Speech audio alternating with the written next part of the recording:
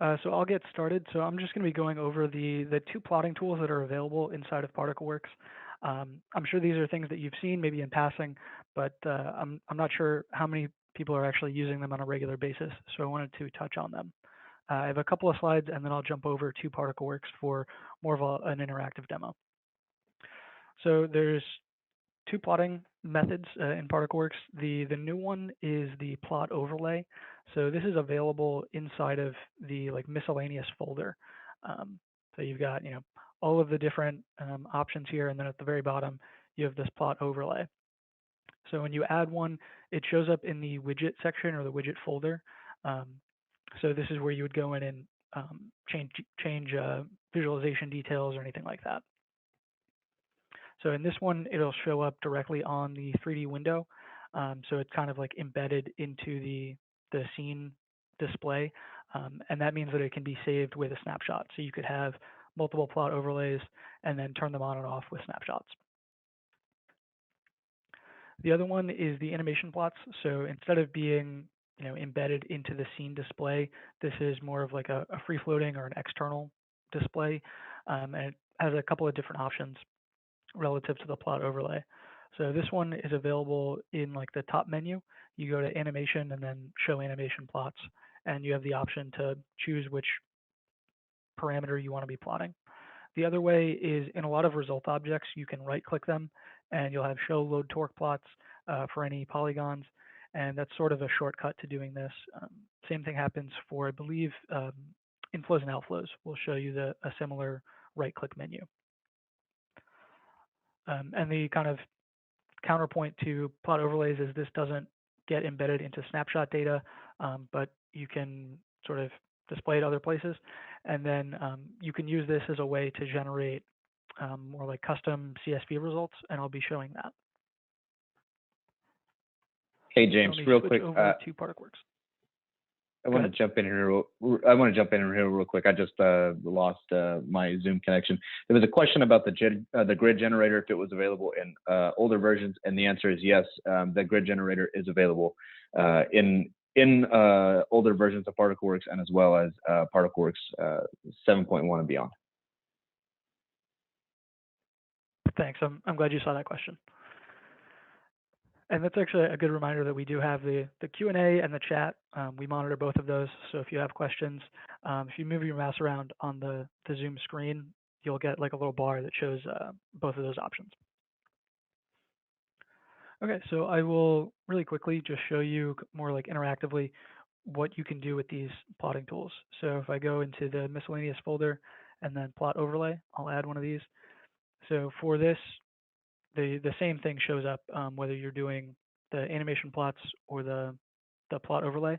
You get this box where you can choose which parameter or which quantity of interest you want to be plotting. So as an example, I'll do number of particles here. And CUDA memory size, sure, just to have two of these on here. So you can select more than one, and they'll show up on the same graph. And then we see it shows up over here. They're on the same axis, so you have to think about that a little bit when you're plotting multiple things to make sure one isn't, stuck near zero and the other one is super high or something. But it'll show up here. And if I want to change the display in any way, like I said, it's in the widget area. I can click on this. I could rename if I wanted. And then I can change where it's located to a specific corner or something like that, or I can set it to free, and then it shows up like this. But I'll keep it in the lower right-hand corner. If I do show, so we can create like a little window for it, and that can be helpful if you have conflicting background colors or something. But I will turn that off. And if I needed to change which quantity was being plotted again, I could do select curves. If I've run the simulation further and I want to reload the data that's being shown here, then I can do that. So yeah, I could go back and switch. Like let's say I wanted to be plotting the position or the rotation of a given input object. I could do that here. Now let me go ahead and show the animation plots. So like I said, it's in the animation area up here, and then show animation plots. It defaults to a different drop down here. So we have animation. And if I wanted to filter down to some particular object, let's say I wanted to look at gear 3 and I wanted to look at the just the rotation, I could do that and then select which axis I wanted to be plotting against. And then it'll show up here in this graph window. So this I could like drag to a separate monitor if I had that. That won't show up on Zoom, but I could have this on one monitor while Particleworks is on another. You can also drag it and dock it somewhere. So let's say I wanted sort of a split screen view. I could then add another plot and do 2 plots here or something like that. And the other thing I wanted to show here is this can be a really nice way if I know that I want the torque values from 3 separate objects all in the Z direction. I could go through and select all of them onto a single plot. And then you can right click, and if you do show table, this will give you all of the numerical values that it's plotting against. And then I can export that. So this can be sort of a shortcut if you know that you want to go into Excel and create custom plots for something. You can consolidate that into one CSV file instead of having to grab it from 3 different result files. And then I can just save it.